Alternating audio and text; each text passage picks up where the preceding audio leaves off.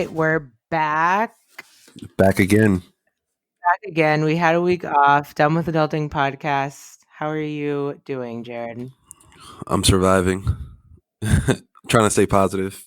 That's good. Yeah, we did promise the listeners we would stay positive. So, I made the Instagram announcement about how we didn't release last week's episode because we were basically complaining for a full hour about social distancing. Yeah, how are you feeling? Are you good? I feel fine. I'm like not panicked. Obviously, it's not the best time ever to be sitting in the house, but like I understand the responsibility that we have to social distance ourselves. So that is what is helping me push through. It's kind of wild too because you've been in the house for 2 weeks straight, and I've only been in the house for a week. But I've been in and out. Like I've been still popping into the office here and there, but Yeah. I'm still like going through it, and you're just like fine after 2 weeks straight. I don't know how, but Yeah, I've definitely been in the house. Like I haven't done anything. Last weekend though, before like everything got crazy and everything shut down, we're like out doing wedding stuff. So yeah, that because you were at helped. Martha's Vineyard, right? Yeah. So that helped, but yeah, no, it's definitely a struggle. I mean, hey, stay positive. Read a book, Jared. Maybe read a book. Well, now I got to work during the day, and then I know. I'm just saying. by Then you nighttime. work out, and it's 5:30, and then you're like, now what am I supposed to do with my life? And this past week, I've just been drinking. Oh yeah, that's gonna be my thing. I cannot let coronavirus steer me off my healthy path. Yeah, like you eat all the time, and then you work out real quick, and then you want to drink, and I don't know. I'm going crazy. And that's hilarious because I think the other funny thing is now everybody, I mean, you can still get takeout, but I feel like more people are being forced to like learn how to cook stuff for themselves. Oh yeah, some people are definitely struggling with this. Like I know people who probably order out every single day.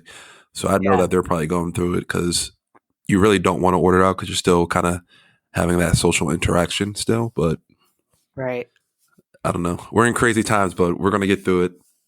We're going to get through it, and we are here to bring you some positive content. It's actually funny you mentioned eating out because today we're going to be talking. Well, first of all, rewind. I don't know if we said this on Instagram, but for the next 4 weeks, we're going to be doing another guest marathon like we did back in, what was that, November? I have no idea. I don't remember when that was. It feels so long, so far. Feels like a year ago. Yeah, it feels like a year ago. But so a while ago, sometime in November, we did a 4-week guest marathon and y'all really liked that. And so we thought for the next 4 weeks of content, since we're all going to be in the house, we're going to bring you some dope guests. Yeah, we have some great people joining us to give you guys some good content. So this should be fun. Yeah, good topics. So to kick off our guest marathon, I'm very excited because we're going to be actually talking a little bit about what you mentioned with nutrition and... Yeah, I definitely need help with this. What the hell we're going to do while we're home with our nutrition in general, and more specifically talking about diversity as it relates to nutrition. So I will cut to the chase here. We are very excited to welcome our first guest on the 4-week marathon, Deanna Bellany, who we met at our podcast party and we were like, okay, this person is awesome and we need to get her on the podcast immediately. I'm so glad we finally got around to do it. But just to give you a little background, Deanna is a registered dietitian and public health practitioner who currently works in healthcare improvement at Harvard Medical School's Center for Primary Care. So knows her stuff. She's also the co-founder of Diversified Dietetics, which is a nonprofit organization dedicated to increasing the racial and ethnic diversity in fields of nutrition and dietetics. Deanna is passionate about helping to create system-level changes that positively impact the health of underserved communities. So, welcome, Deanna. We're so happy that you were able to come on today virtually, even though we're still practicing social distancing. Yeah, thank you guys so much for having me. I'm excited to be on the podcast. No, we're excited for this episode. We have a lot of questions that hopefully you have the answers to. So I hope so, but if not, I'll point you to at least the right direction. Yeah, or just make something up. We'll believe you. Or I'll make there we go. Okay, so why don't you tell us like a little bit more about yourself, your background, how you got into nutrition, like what's the deal? Yeah. So, like you said, my name's Deanna. I'm originally from Texas. I moved to Boston almost 2 years ago in 2018. And yeah, so I started college as a journalism major. I had no idea I was going to end up doing dietetics. But the first day of like undergrad, you know how you meet with your advisor? Yeah. My advisor was like, "Oh, this is a dying business. So like get out while you still can." Oh, wow. And it was kind of before like social media and like the media of journalism kind of took off. So I was just like, oh, okay. I don't know what I would do, but okay. But I remember watching a television show before I started college. And it was, I never know how to explain it, but it sounds weird. It's called it was like Nutrition Nannies. And so it was these two women and they went into this woman's home and this woman was dealing with like chronic health conditions and high blood pressure and depression. And they came in, they helped her like learn how to cook and find ways to move and like be physically active. And like a lot of those things that she was dealing with, I saw like was reversed. And so I was like, oh, I had no idea like food impacted your body in that way. Like I had never thought about nutrition and never thought about like the way that food and exercise can impact not just, your day-to-day life, but also like your mood and your mental and everything. Yeah. Yeah. It was crazy. So I thought back to that scenario and was just like, okay, I think I would be interested in nutrition. So changed my major, my like second semester, and then did an internship my first summer at the San Antonio Food Bank. And it was like one of the largest food banks in Texas at the time. They had just started doing this like cool urban gardening initiative. And so that's when I like really fell in love with nutrition and like the way it impacts families and communities and just how important food is more than just like your basic needs, but just how important it is culturally and things like that. So I changed my major and like didn't look back from there. So wow, I started work doing a lot of community nutrition, and then was like, okay, like it seems like there are systems that sometimes work against communities and sometimes can work for communities. So how can I what can I do to those systems to make healthy living easier for communities, particularly communities of color, because it was like just what I identify as. So yeah, that's kind of how I got interested in things. What part of Texas were you from? So my family's in San Antonio, but I went to school in Houston and like stayed there for 11 years after school. Wow. So Houston's like home in my heart. That's what's up. How do you? It's totally different than Boston, right? Yes, so let me not talk shit about Boston because Boston's been cool. Oh no, you can do it. I do it all the time. Wait, where are you from?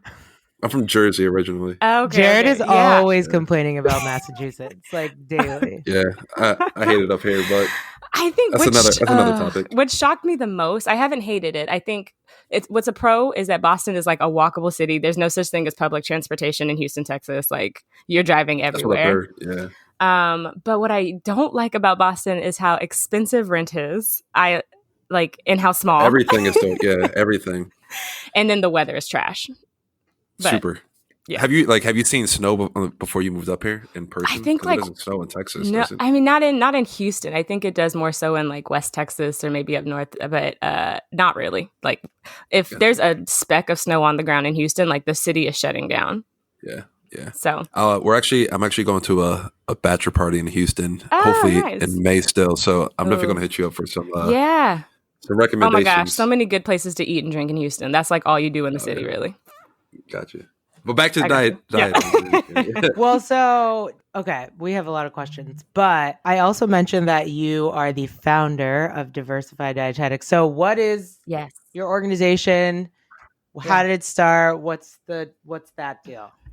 Yeah. So started also in 2018. 2018 was a year of all the transitions. And so as a dietitian, and so just to kind of clarify the difference between nutritionist and dietitian, because I think sometimes that question comes up a lot. So nutritionists can basically be anybody. You can claim to be a nutritionist. You don't need any formal training or anything like that. But a dietitian has to go through like a certain undergrad program where you get like a verification statement. You have to go through this dietetic internship, which is basically you work for free and for most part, and you get supervised practice hours in the different aspects of dietetics. And then you sit for an exam, and then you're responsible for continuing education. So kind of just like a registered nurse, you're a registered dietitian. Yeah. So Diversified Dietetics started because in one of my first, it's called the Food and Nutrition Conference, FNCE is what we call it for short.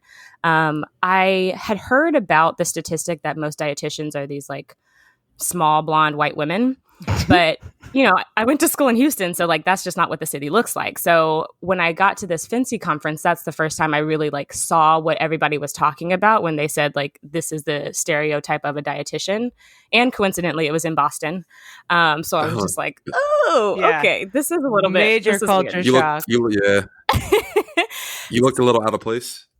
For sure. Not only that, but like, so at this conference, there's like a big convention floor where there's a bunch of different food vendors that are just trying to like show their new products and whatever might be interesting for you and your clients. And so I was in line with a coworker of mine who's also a Black dietitian. And this lady that was in front of us turned around and was like, there's not that many of you here. And then grabbed her yogurt and walked away. Stop. I'm so serious. People and really I was just say like, whatever they want to say to whoever they want to say. Wild. That's Boston. It's Boston for you, right? It was wild. And I was just like, what? We couldn't even respond. It's just like she literally grabbed her yogurt and like kept moving. So that was strange. And then the next day I was, so another part of the conference, they have all the students and like graduate students doing poster presentations with like the different research that they're doing. I was reading one because it was about how to get more diversity into the field. So I was like, oh, cool, let me check this out. It was a white poster presenter. And then this other white woman came and like stood next to me and was also reading the same poster I was reading. And she was like, I had an African-American student in my program last year and she didn't pass her exam. So, I just don't know. And again, what does she not know? She doesn't know, why there should be more efforts to increase the diversity of our field. Like, it was crazy. Wow. And this was like literally back-to-back days. And so I'm at this like conference, like I'm a new professional. I'm excited. I'm like, and now you're shook. And now I'm like, what the hell did I get myself into? You're like, this is what I have to look forward to for the rest of my life. It was crazy. And so I think in that moment, I realized that like this stereotype that people keep like he-heing about what a dietitian is like more than just a stereotype. It's like a systemic issue. And like I, at the time, had a director who is a Black woman. And so she was at that same conference because a lot of people, it's like a big reunion. You come back, you see old classmates. So she was there and I was like, hey, girl, like, what's this? What's this about? And just asked her, like, is this something that a lot of educators and like people that are the directors who decide who gets into these dietetic internships and who doesn't get in is cognizant of? And so she was like, this is not legal, but there are some people that have their idea of who should be in the program and who shouldn't. And like hearing that from a leadership kind of person in a leadership role was just like, oh, okay. So this stereotype is on purpose. So that's crap. when that is insane. I know. Isn't it awful? So that's when like the idea for Diversified Dietetics started in my head. I was just like, I want to support students of color where they will put together, a application to these internships, because that's kind of where the bottleneck is for our career, where you see a lot of students that are interested in nutrition, but like not a lot that make it through this dietetic internship and into becoming a registered dietitian. So I was like, how can I support students so that like without a shadow of a doubt, they belong in these programs? And then at this kind of at the same resources time, to lean on too. Exactly. Yeah. Like you don't know what you don't know. And so again, like this was a wide eye-opening experience for me, but how many other students are freshman year of college, like thinking that this is going to be, a pretty smooth process and don't know all the different like barriers that there might be from point A to point B. So at the same time, my co-founder, her name's Tamara Melton. She lives in Atlanta. she is an educator. She works part-time at Georgia State, which is a majority minority institution. So you would think like in that kind of city, in that kind of institution, there'd be a lot of, nutrition or dietetic students of color. Still no? No. Yeah. Whoa. So anyway, so she had her own experiences that kind of influenced her to want to create that idea. But we met coincidentally through Instagram. Like somebody had put a post up and I commented on it and they were like, you should talk to Tamara. So we connected via Instagram and like the rest is history. Yeah. So you guys basically support students, like dietetic students of color in their journey to becoming dietitians. Yeah. Right. So you read kind of the short version of our mission in the intro, but our mission is to increase the racial and ethnic diversity of the field of nutrition by empowering nutrition leaders. So we do that kind of in three main ways. Students is definitely one of the areas that we are like most committed towards because we think that, if we can help them get those resources, like you said, Jared, we can help them get through this process. So we have like a mentoring program for students and we have different resources that we have on our website for them and pairing them with application support. So we have that for students. But we also know that in a field where less than 12% of dietitians identify as a person of color, like you need to see representation. I know, isn't that all that? And that's all of the racial and ethnic groups like Asian, Black, Hispanic, Native American, like all of it breaks down into less than 12%. So that is crazy. It really is. And it's really sad because other health professions who also, aren't the best in diversity, like there's not as many diverse doctors or nurses, but they've seen increases over the years. And dietetics has seen either like pretty stagnant or percentage-wise or decrease, particularly for African Americans. And so it's like we're not doing something right if like we're seeing these other health professions kind of do something that's increasing their numbers while we're not.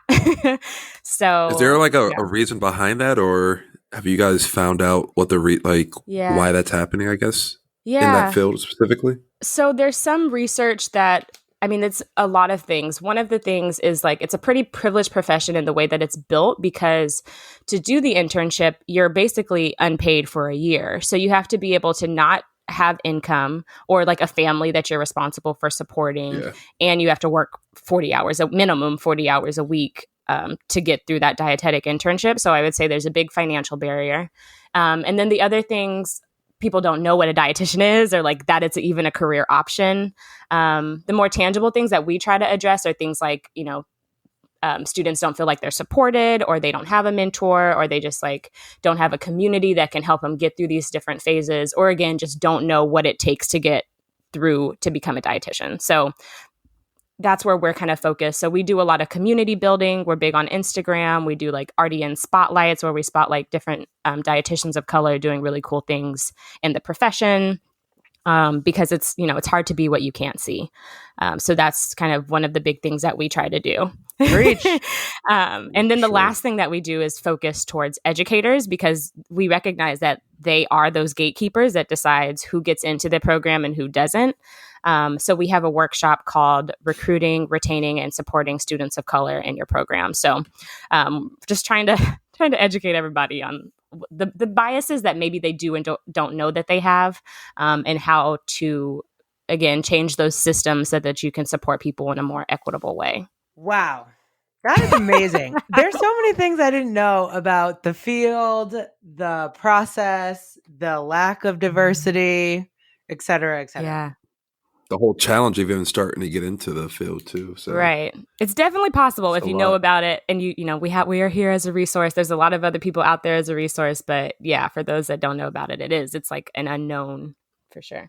I guess getting into the field and getting into like people taking diets or I guess you giving your advice, what's something that you always like your go-to advice when you have a client or something like that? Yeah.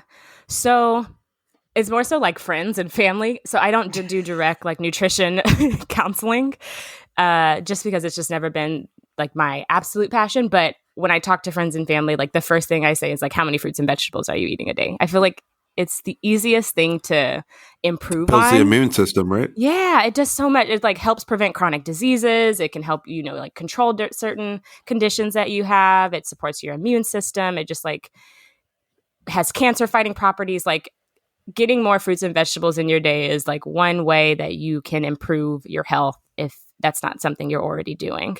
5 a day is like the USDA recommendation. 7 to 10 servings a day is the Cancer Society's recommendation. So, and that's hard. Like I 100% know that I don't get fruits and that sounds vegetables. like a lot. Fruits and vegetables. Oh, so fruits are included in the 7 to 10. Fruits are included. Yeah, a day. A day.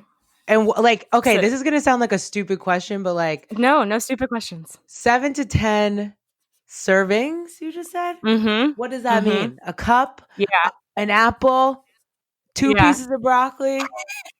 That's Like, a great question. What's the bare minimum? So an example would be like a cup of like a fresh leafy green vegetable. So like spinach, or a serving could be like 1 apple or like a medium-sized banana, half a cup of broccoli. So it's confusing because yes, a serving doesn't look the same across like all the fruits and vegetables. But if you would measure out a cup of like leafy spinach, it would be probably the amount that could fit like in your hands. Asia, for every time you have dinner, do you have a green with dinner or no? In my adult life, I try. In my youth, I feel like a lot of people don't. no, Absolutely. That's the point of my question. Yeah, I feel like a lot of people don't have any type of green with their dinner, which I think could be an issue, obviously. I have a friend that literally till she turned 30 refused to eat green things. And I was like, listen, we are adults. You can't do this. So I get it. It's definitely hard. I feel like when you're growing up, like however you grew up is like the framework of how you eat and what your nutrition is. So like, Yeah. this is going to sound really stereotypical, but like my family cooks out a lot. Like we eat a lot of meats, we eat a lot of carbs, we eat a lot of macaroni and cheese. Not only that, like I was a really picky eater growing up. So they would like tell me they'd find one thing that I like corn, which is like not even a real vegetable. But for the longest time, I thought that was like the only quote unquote vegetable I would eat until I was literally like 16. I'm not making this up. Oh my God. And it's not even a vegetable, but like also my family to this day will be like, oh, I'll be like, where's the vegetables? They'll be like, well, we have corn. I'm like, that's not a vegetable. Like they really think that that's a vegetable too. So I'm just wondering like, you got to teach them the way now. well, I do. Yeah. Well, now obviously, and not my immediate. I'm not talking really about my immediate family, but more like extended family. If we're at like aunts, Mhm. uncles, and houses, like people will be like, "Yeah, this is your vegetable right here." The country Yeah. folk. Right. But my point is like, so no, I wasn't eating a lot of fruit and vegetables still my adult life. But I do try to eat something green every day. But it's definitely not enough. Like I know for a fact That's it's great. not enough. Yeah, 7 to 10 servings. I have an addiction to That's- potatoes. That's 5 is like the minimum that is still great. You'll be getting all of those, great benefits of having fruits and vegetables. So I think if you can try for 5, but I also think like if it's not in your diet at all, like don't try to go from 0 to 5. Like start slowly but surely. Like I love smoothies in the morning. I know that's like a cliche dietitian thing to say, but like I won't eat vegetables. I just don't incorporate it into my meals as easily as I can in the mornings with a smoothie because I can just blend it up and drink it and be done. It's just easy for me. It's easier. Yeah. I gotta utilize smoothies more. Yeah. They're a game changer for sure. Speaking of potatoes, I'm addicted to French fries. I'm addicted to French fries too, Jared. And I know that's a terrible thing to be addicted to. No. because- Addicted, man. Is it not? Listen, so I will preface this conversation by saying that I am not the strictest dietitian. I fall into the category of You're my favorite already. all foods You're can my fit. favorite already. I believe all foods can fit. Like I think it's unhealthy to villainize certain foods and to say like something's bad, something's good. I agree with that. I don't prescribe diets because I just think that diets don't work. I mean, if diets did work, that wouldn't be $1 billion industry, like billions of dollar industry. You know That was what I going to be mean? one of our questions for you. Like, yeah. how do you feel about diets? How do you feel about fad diets, like I hate 'em. keto? I hate them things so like that? much. But like, is there validity to like? So like, let's take, and you and I talked about this a little bit, Deanna. But like, let's not talk about Whole30. Let's take like the keto diet, like Jared said. Right. people do this keto diet and like lose Mhm. weight and Right. reach whatever goals that they're trying to reach by doing it. I personally didn't like it when I tried it, but that was just me. And so like, is there validity to the things that like a keto diet is telling you to do? Or Yeah. and is it like there's validity in it, but it's not Mhm. sustainable? Or like what is the real deal? Yeah.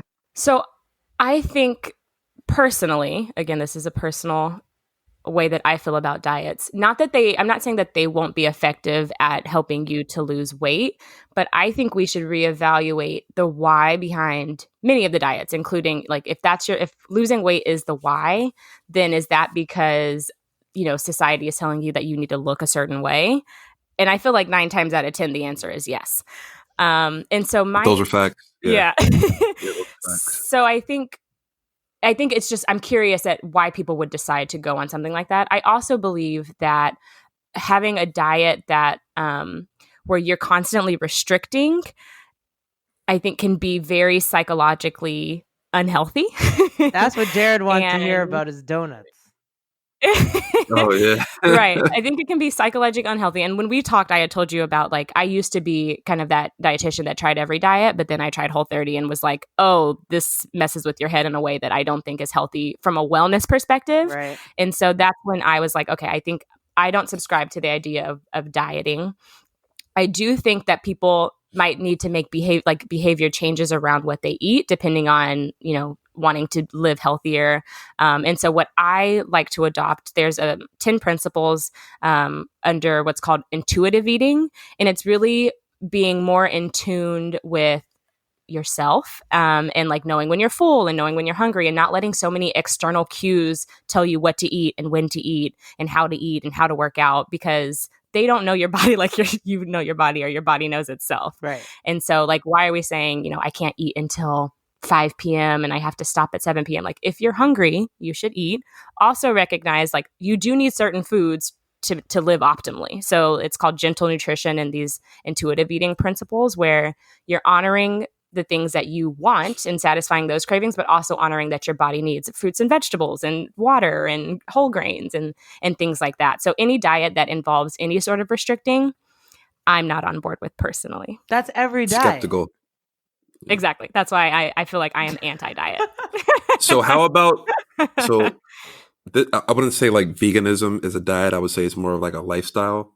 But it sounds like you're more of like a eat food in moderation type.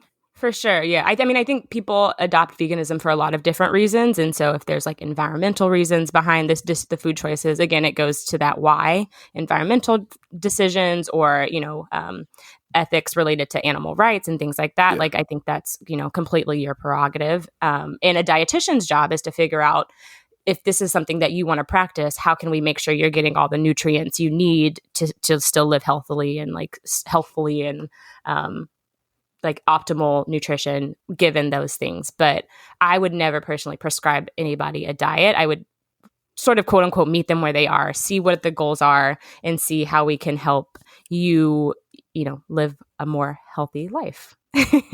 Asia doesn't seem convinced. I guess I just have I'm thinking about a million different things at a time.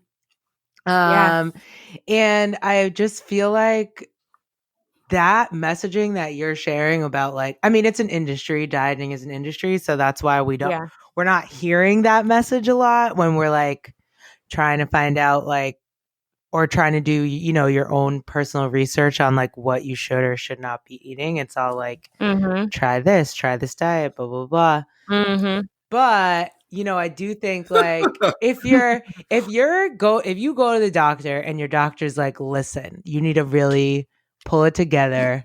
You're not getting enough of this. You need to cut out the donuts or whatever.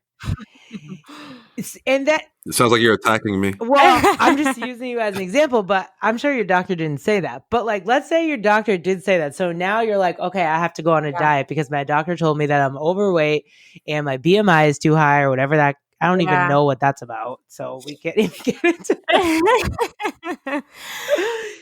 So then you go back home and you're like, okay, I got to pull it together. Like, where do I start? I'm going to go online and like find out what diet's going to work for me. You know what I'm saying? It's like so much harder than it seems. For sure. Yeah. It definitely is harder than it seems. And I recognize that like I am saying this through the guise of someone that like has like thin privilege.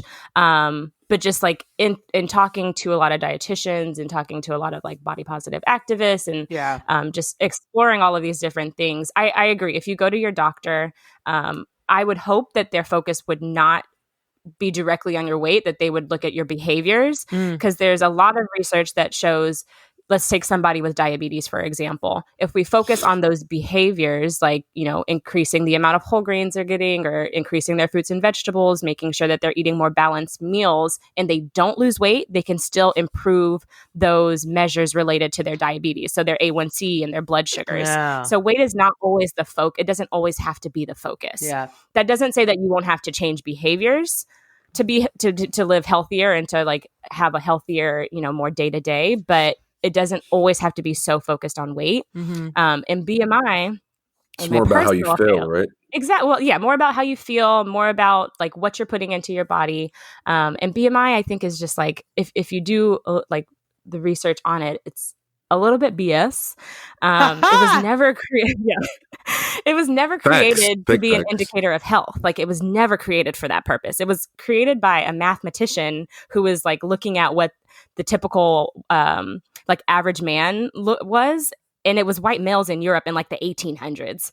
So they're like 5'5", 120. Yeah. And so it doesn't take into account, it's literally just a measure of like height and weight. It doesn't take into account like your body composition or your age or your sex or if you're pregnant or not pregnant, like your race, your ethnicity. None of these things are considered with BMI.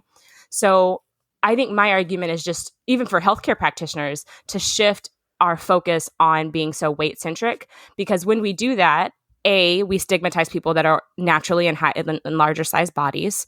And B, we can, through that and through the weight stigma, kind of discriminate people because they just naturally live in larger bodies and not give them the quality care that they deserve. And so, and I think kind of the dieting goes to that same sense where we're just telling people like lose weight and like eat nothing but greens for the next 5 days, you know, or drink nothing but cabbage juice and celery juice. And you ignore everything that your body needs to function just for the validation of losing weight. And it can really spur on some disordered eating habits. And we can applaud that in this society because you're like, oh my gosh, you're so disciplined. But people could really have disordered eating habits that aren't fueling their bodies in the right way and are leading to it's not actually healthy. Exactly. Yeah. It's not healthy. So I think that's the perspective that I come from. Yeah. If you consider BMI, like I'm technically obese. Yeah. And like all my friends. So is The Rock. Pretty much all football players are obese pretty much. So yeah. Right. So it's not I used to work for this company. I'm not going to say their name, but I used to work for this urgent. Say it. Well, there actually are none up here in Massachusetts, so it doesn't matter. But I used to work for this urgent care company called Patient First. They definitely have them in New Jersey. And I used to do registration. And so literally like I'd register the person and then the nurse or assistant would come and like take their weight, and they take your weight and then so they log it all in, right? Then when you're leaving the office from your urgent care visit, they give you a receipt of like everything the doctor logged into your file that day. And it's there's like this little receipt. It's like a little square literally on receipt paper. And it's like, your weight today was this, your BMI is this. And then it would be like, you are classified as obese. And literally they'd give it to the patient. And one time somebody stopped at the desk and was like, this is really rude. Like, you really shouldn't be giving this out to people because I'm not obese. Like, you're just saying that because my BMI was like some certain number. Like, one lady really like, and so when you said that, it made me think like even health centers who are like well-known health centers are like relying on BMI to like tell patients if they're healthy. Yeah, that's ridiculous. Yeah. And I think those are one of those systems that like I wish I could dismantle or figure it out, because there's a financial incentive for them. Like they have to collect that sort of information. Like they don't have to share it with the patient. That's one thing, but they have to collect it for money, like to get reimbursed for certain things. And so one of my first jobs was with Head Start and Early Head Start, which is like early, like pre-K, like 0 to 5-year-old. I worked at Head Start too. Really? Yeah, in DC. I loved it. Yeah, it was good. So I was their nutrition manager, and we had to do the same thing for students. Like, we had to give these letters to their parents, like, we measured and weighed your child and they fell into this weight range and that's what this means. And it's like, we know nothing about this child's, like, what their habits are, what they eat, like if they have access to food, if we're dealing with like the early Head Start population, like, right.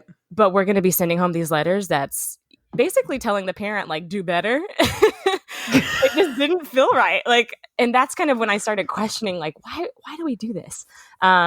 So, I mean, I think depending on the system, there are other ways that you can kind of attack it, but still collect the data that you have to, because for us, it was required for us to get reimbursement. Like, we had to collect that data to be able to keep the funding going and keep the program open.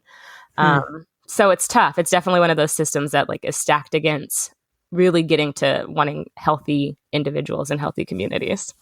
So back to one point you made in regards to, I guess, nutrition and race. Mm-hmm. Does that actually play a major part in how dietitians work with clients? Yeah, I think that's a good question. I would hope it does. Like, so because the field is not as diverse as it needs to be, I think we're doing a disservice to the patients and clients that are served. Because obviously, you know, the world has more than 12% of ethnic and racial minorities. So, you know, there's not a direct match there.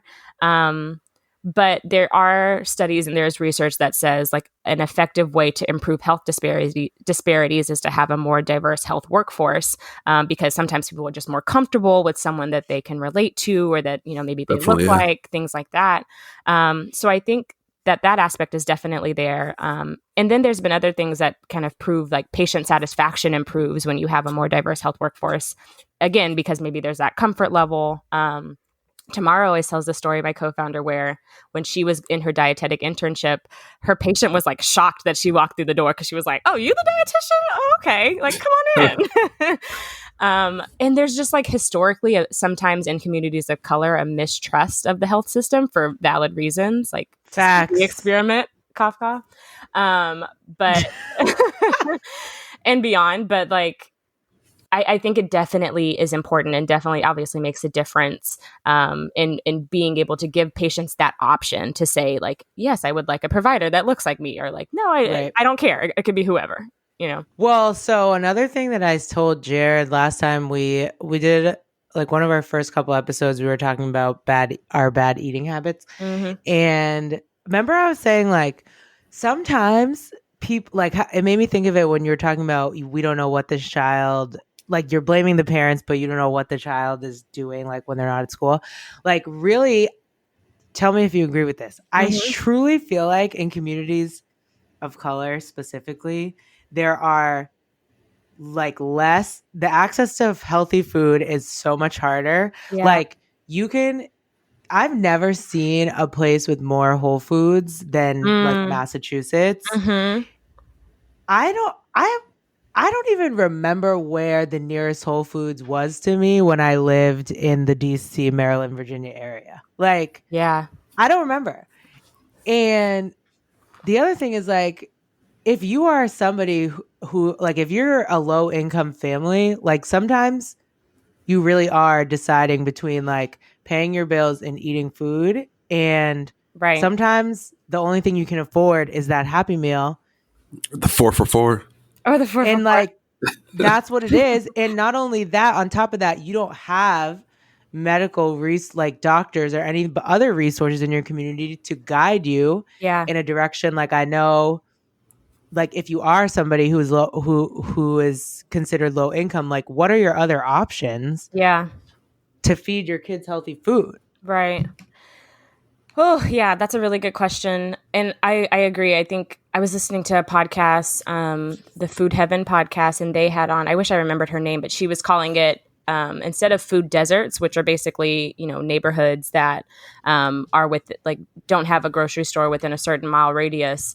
She was calling it food apartheid, which I think was, like, such a powerful way to think about it. But I think as far as the nutrition education, because I think that's a really important part, I don't know if there outside of the federally funded programs like the WIC and the SNAP Ed, which have really amazing resources for families that are a part of those programs about, healthy Right. eating and how to shop on a budget and, how to cook on a budget. I don't know if there's anything for that group that's like kind of in the middle where like you're not on any of these federally funded programs, but you're also, not in those neighborhoods, like you said, in Massachusetts, where Like you're not at Trader Joe's. Yeah. I know in DC specifically, there are a lot of stores, I guess even in Texas. I'm not sure if I've seen it here as much, but there's a lot of grocery stores that are starting to hire dietitians now so that you have that as a resource when you go into stores. So like Giant is one example. I think they're more kind of like Philly, DC, HEB down south has it. Oh, so you walk into the grocery store and then you ask for help and then they tell you certain foods you should buy to help you prepare your meals or something like that? Or how does that work in the grocery store? Yeah, you can like set up, you can either like visit them while they're there or during like certain hours, or you can set up an appointment. So when you go grocery shopping, you have a dietitian with you and they can teach you like, shop the perimeter. And then like, this is how you read food labels as like a free resource. Wow. Yeah, which is a really cool thing to have. So I'm hoping to see more of those. And I know Giant in particular, just because there's a lot of dietitians that are in the diversified dietetics community that work there, make a conscious effort to hire diverse dietitians, and they're in communities that, more closely aligned with them. So I would love to see that happen more. There's also, I think, different nonprofits are popping up that are trying to fill this need.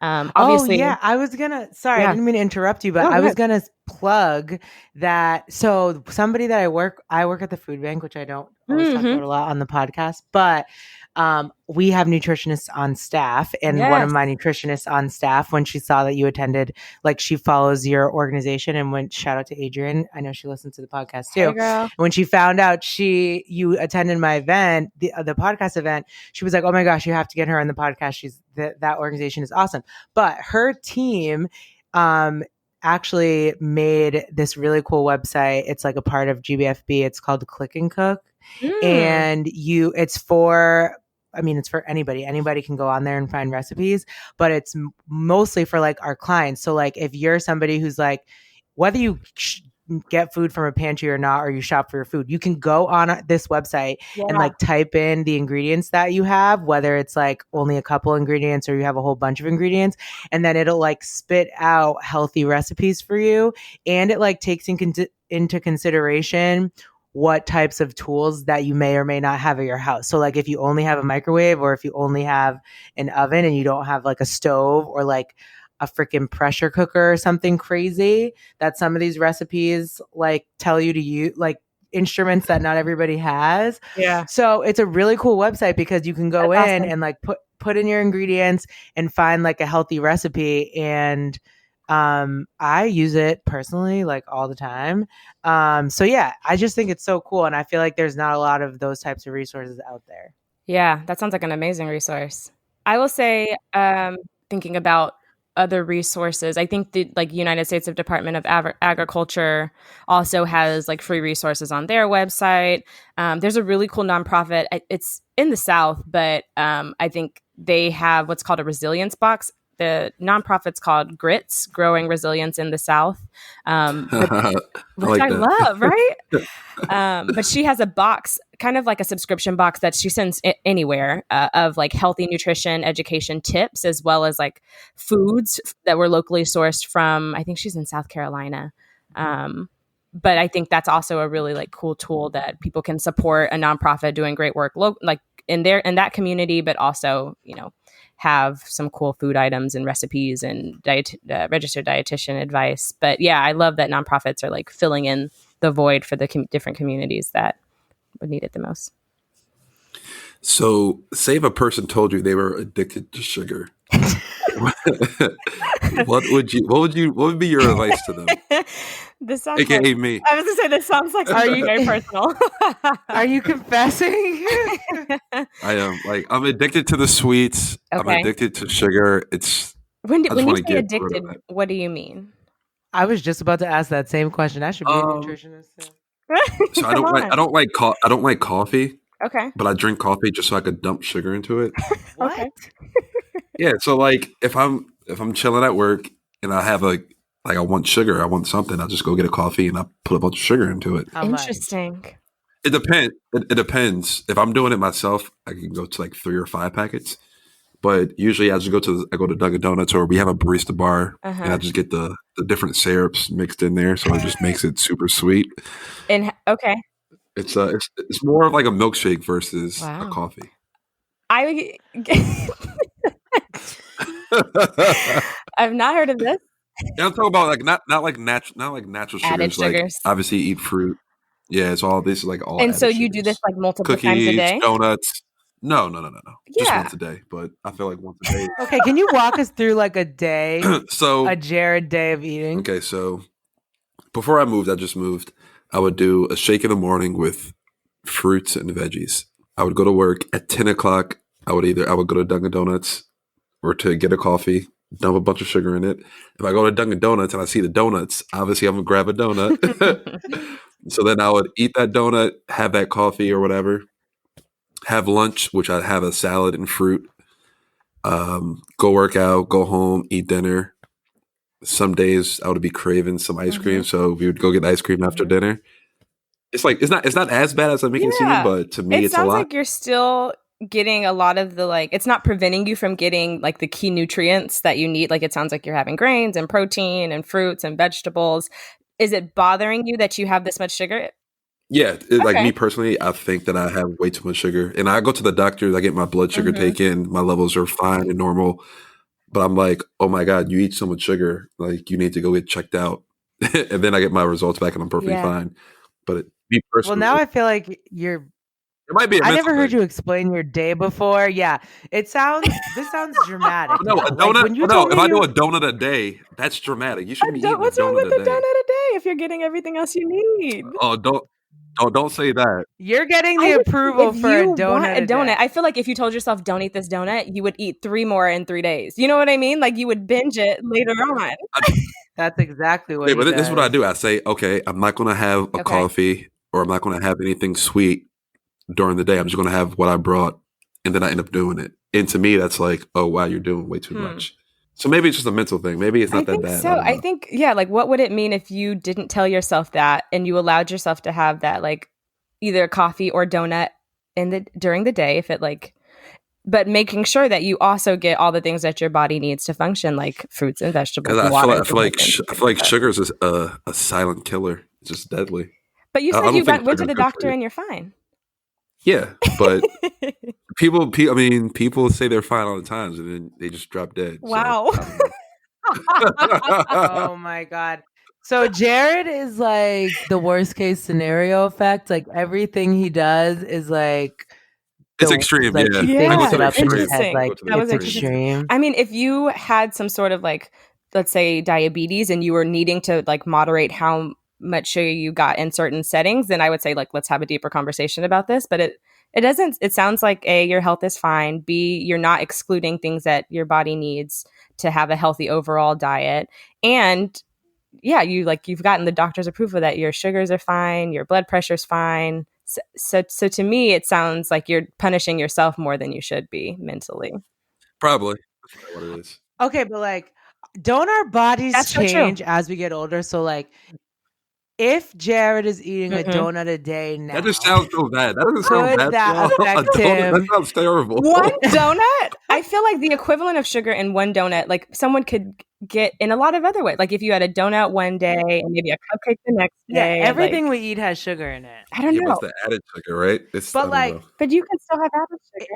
if he's eating a donut a day now Uh-huh. in his late 20s, will that creep up on him in his So, early 40s? I believe that our bodies are probably going to change whether or not you eat this one donut a day or not. I think that's just a fact that we have to embrace. Bodies change for so many different reasons. So yes, maybe your body will change, maybe it won't, but I don't think one donut a day will kill you. Oh my gosh, Jared! So, you can have so a to give donut I'm a happy you you say said that, but I day. still still feel can't get bad that about it. through. Yeah, I still can't Okay. get that through my mind. Well, then a donut a reduce day. it. If it is bothering you that much, then maybe do it every Oh no, other trust day. me. I'm trying to. I'm trying to. Could you substitute it for something else? Well, yeah. So we have a bunch of fruit at the office. I'm like, I could just have an apple. I could have a banana. But it doesn't. I feel like it doesn't have as much sugar as I need. So I don't know. Why did I'm so confused. I can't. I have a question also because we talked about a little bit about fad diets, but what about Weight Watchers? Yeah. So Weight Watchers turns all your food into points. And so like I know what you're gonna say. You're gonna say it's the mental and like the point saving and the point reaching and all that other stuff. But it doesn't actually make you cut anything out. It just says if you're trying to reach a certain weight loss goal for your own personal whatever, this is how much you need to eat, and these foods cost more than other foods. And I just want to like disclaimer, I won't say that I'm anti losing weight. I'm just anti like the diet culture that tells us we need to always be losing weight. There are bad ways to lose weight. No, I get that. Say it again. There are bad ways to lose weight. Right. I'm not saying that, like losing weight is a bad thing. It's just, diet culture. But anyway, yes. So Weight Watchers I think is interesting. So I had a roommate in college who did Weight Watchers, and it really taught her a lot about nutrition. Like I really like the aspect of Weight Watchers because you learn about foods and like what's in the foods and how to shop for yourself and cook for yourself. So I think that there are some like big pros to something like Weight Watchers where it's very education heavy and then allows you, like you said, to kind of make the different choices. I think if there was ever, I don't know enough about it to like give it thumbs up or thumbs down, but if there was ever a time where they were like, don't eat this, then I would be like, I don't know about it. But I do appreciate. Okay, well that makes me feel better. I've been doing Weight Watchers. I was not going to reveal this to the listeners, but I've been doing Weight Watchers now since January 1st. How do you feel about it? And I feel good. It's not my first time. I did it in college once during the summer, and I liked it then, but it's a little different now. They've like updated, like there's more than one plan for like whatever your goals are. Before it was kind of like one size fits all. So I like it, and it's working for me. Like for me, I know what weight I need to be at to feel healthy, and I knew I was over that, and I was feeling the effects of it. Like my back hurt, my neck hurt, I couldn't breathe. Like, you know, when you just know that it's time to pull it together. That was me. Yeah. And so it literally, I've probably consistently lost like 1.5 to 2 pounds a week, but I do still have like this looming thing that's like, oh my God, like I'm going to totally run out of points if I eat this. And then like I go back and forth with myself, like food guilt, and then I eat it. And then I'm out of points. Then I have to go run a mile to get some points back. I don't like that part. Like that's kind of the system I'm on right now. Right. And the purpose is to get to June because of the wedding, and then after that I'll probably ditch it. But it is a little like mind fucker. Yeah, and it's mentally exhausting. No, I get that. Did you let me know earlier that you were doing that, or no? I don't think I ever knew that. Well, it was a part of my resolution thing, but I may not have told you, Jared. No, unfortunately, I don't disclose everything to you, even though we are best friends. Jared, are you going to get on board? Hey, I'm down. I got to be in Houston. I got to be in Houston in a couple months. I got some pounds to lose, so. No, you don't. I'm trying to. Yeah, you're Jared has. Okay, Jared's wife Emily thinks that he has body dysmorphia because he thinks that he's so fat, and then he gets in his bathing suit and he has love handles, but that's caused by sugar. So it goes back to the whole sugar thing. Oh my goodness. This is how he gets to where this is how he gets there. But like if you look at his Instagram, it's all abs, all biceps. But it's doughy though. It's doughy. I don't know. We have to appreciate our body wherever it is, no matter what size it is, because it still does great. That's a good message. I'll get there one day. Also, I'll get there one day. Yeah. One day. It takes a lot of time. It does. Okay, wait. Before we end, we have to talk about something juicy, which is, and we talked very briefly about this, Tiana, but I definitely want to talk about it with Jared because I know he has opinions. Okay, so a lot of people have a lot of opinions about Lizzo in general. I personally think that she's great. I'm on board with the body positivity message. I am too. For the record. Okay, Jared's also on board with body positivity. I agree with that. Is there a butt coming? Yeah, there's a butt. I agree that there's a butt. There's literally a butt because what I'm thinking about is when she wore the cutout t-shirt to the NBA game. Because, okay, so there was that, and then and I don't know if that was around the same time of the Jillian Michaels thing, but like I feel like it was. Oh yeah, I think it was after that. Okay, so she wore the cutout t-shirt with her butt out to the game, which is like it's a basketball game. Like if you were going to the club or like whatever, like even if you're going to the club, no, do not wear that. You can wear something like that at the club. I'm not saying I want to see anybody's asses at the club, but the point that Lizzo was trying to make was like, y'all only come at me for what I wear because I'm a bigger girl, which for me is like, even if a skinny person showed her butt at an NBA game, I would like, no, thank you. The wrong setting. There are children here. For sure. However, what Jillian Michaels said was like, I can't remember her comment, but she was like, we shouldn't be celebrating obesity or something because it has underlying health issues. Yeah, like high cholesterol, high blood pressure, artery problems, respiratory problems. Those are all more prevalent in larger obese people. But it's not Jillian Michaels' business what Agreed. Lizzo's health conditions are. So, and she doesn't actually know if she has any of those health issues. Yeah. And she doesn't know. That was my thing about it. It's like, it's annoying because it's none of her business. She is not her healthcare provider. So, like, why are we talking about her health, first of all?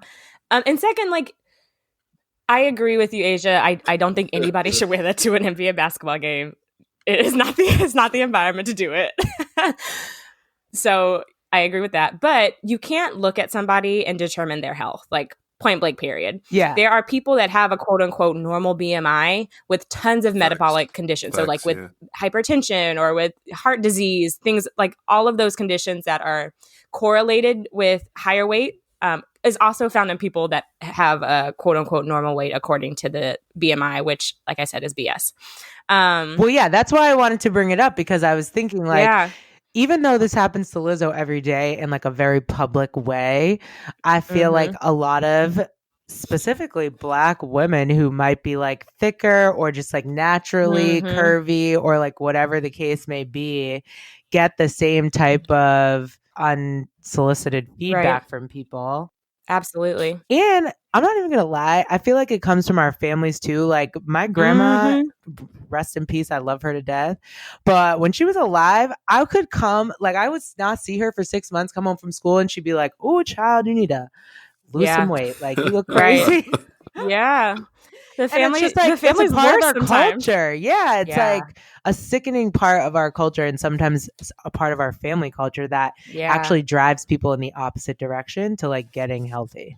There's a dietitian. Her name's Delina Soto. She is on Instagram at Your Latina Nutritionist, but she talks about like addressing family comments around food, because she's a health at every size dietitian, and I identify as a health at every size dietitian as well, where you're. Can you explain what that means? Yeah, it's more of like a social justice type of perspective, where you don't believe that people that are in larger bodies should be treated differently than people that are in smaller bodies. And as healthcare providers, it's thinking that like health can come at every size, and thinking about like those behaviors again, just like I said, like if someone wants to improve their health, like let's focus on, you know, the fruits and vegetables that they're getting and their sleep and their stress level and all of these different things, as opposed to like, you need to lose weight. And so the research behind some of those studies that show if you attack those behaviors, you will see improvements in those chronic diseases as well, even with or without the weight loss.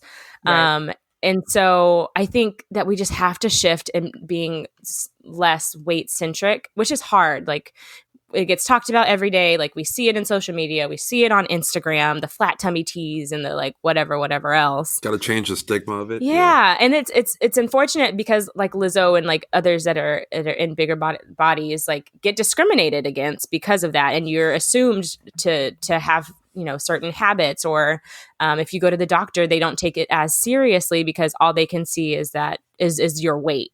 And so it's just really dangerous. And for the individuals can lead, like I said, to disordered eating or have adverse psychological effects and poor mental health. And I feel like we appreciate diversity in so many different ways. We're like diversity of thought and diversity in race and ethnicity and diversity, and like you name it. But like when it comes to size diversity, it's like we can't accept that people come in different size bodies. And if we all ate and drank the same things, we would still all look different.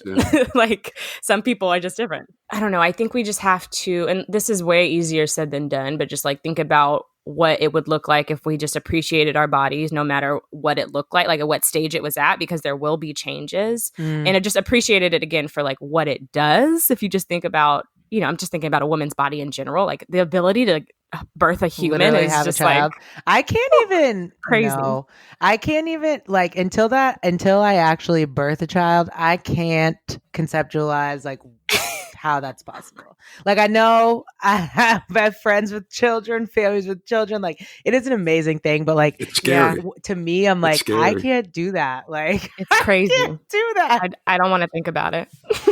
It's like so scary, but like our body keeps us living and breathing every single day and thinking and moving, and so like there's a lot of things that it does for us. And like even if we don't love it every day, which makes sense, like if we can just appreciate it no matter what it looks like, I think is a step to getting into a more kind of body positive mindset. And then just like stay in your lane. Like why are you worried about Lizzo and her health? Like I don't understand that. Stay or anybody in else your in that lane. Right. Okay, cool. So at the end of our episodes, usually we shout out like a millennial making move. To try to like highlight millennial businesses or like cool things millennials are doing. So for this episode, we obviously you are our guest and our MMM nice. all in one. I was like thinking, I was like, who would I shout out? Oh my god, I don't know. Yourself. So yeah, it's Thank you. So if there's anything like you want, like last minute things you didn't get to say or you want people to know about Diversified Dietetics, plug the socials for sure. Yeah, plug whatever you want to plug right now. So you can follow Diversified Dietetics. We're mainly on Instagram, but also on Facebook at Diversified Dietetics. And right now the events that we had planned obviously are on pause. So we're laying low for right now. But if anyone would love to donate, then we would definitely love your donations. So you can do that at our website, diversifieddietetics.org. And then me personally, I'm on Instagram at deanna.rdn. Cool. That's it. Thank you guys. We will post all of this on our Instagram, so you have the link and you're able to follow easily. And we'll post it on our website, donewithadulting.com. Thank you so much for coming on today. This was so fun. Thank y'all for having me. I wish we could have hung out in the flesh, but post-corona. I know. We will. Post-corona. We appreciate you for sure. Yeah, definitely. We've been waiting for these answers for a while. I don't know if they're the answers that you wanted or expected, but I will share those resources for intuitive eating because I think it is a good way to start thinking about. Yeah, that would be great. We can put them on our website too. Like if you send them to me, I can put them on the podcast website, the links or whatever it is. So thank you so much for coming on. Stay healthy. Stay corona-free. Stay healthy out there. Bye.